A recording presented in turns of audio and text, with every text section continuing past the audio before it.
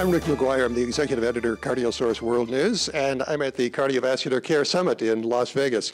And I'm talking with Dr. David May, who's one of our ACC governors for the great state of Texas, and also president of a practice.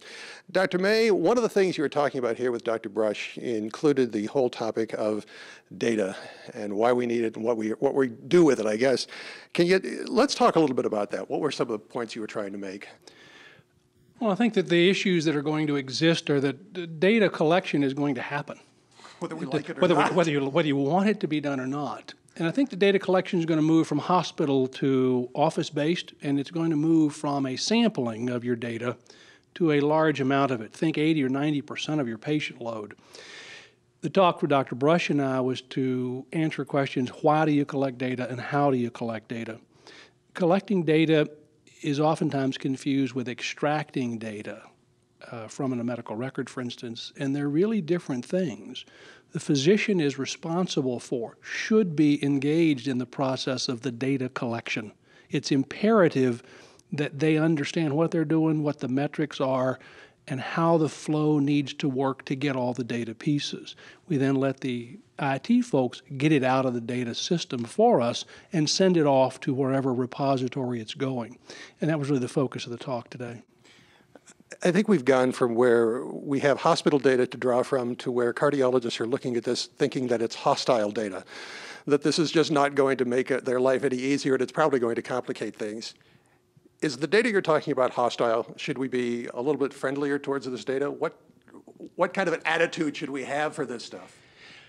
You should take ownership of your data first and know it's not hostile data. It's really what you're doing. It's important to recognize that the hospital data is almost always episode of care data. It's a single encounter.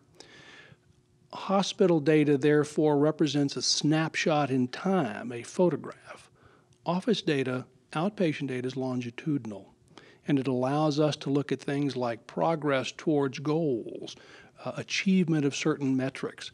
So the data are not hostile, the data are not evil, the data are your data.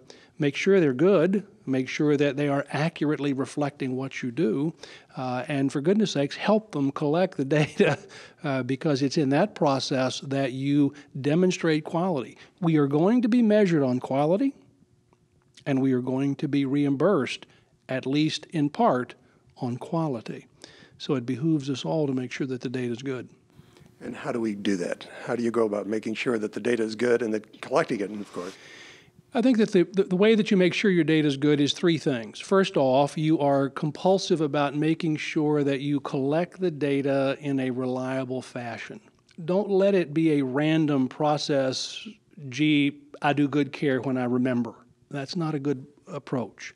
The second is to review your data, periodically assess where you are, take corrective action. And the third is really try to follow the guidelines-based strategies and appropriate use criteria that the college has put forward, because those are the metrics, like it or not, that have been adopted by the vast majority of the third party. Everybody wants to live in Lake Wobegon where everybody's above average. If you get a number back and then you're not as high up as you would think that your practice should be, what does that tell you? Should it depress you? No, it should not depress you. You should do at that point a couple of things. First, assess what has gone wrong. Do the data accurately reflect what you're doing, or in fact, did the data collection process not reflect what you're doing, a systematic error? And secondly, put into place those strategies, those protocols, those treatment plans which make you achieve those targets. If you shine a light on it, it'll get better, is the mantra that we all use. Well, the point, too, is that that's good news because it gives you some idea of where things can be improved, where may have gone wrong, and it gives you an opportunity to shine that light on it and hopefully make it better. That's exactly correct. The data collection process, although it sometimes seems painful, really lets you look at what you're doing, and it's the result that is important. The improvement that occurs in care when we look at the data is phenomenal. The Door to Balloon Time success is an example of exactly that. So remember, it's hospital data, not hostile data. Dr. May, thank you very much. I appreciate your time. Thank you.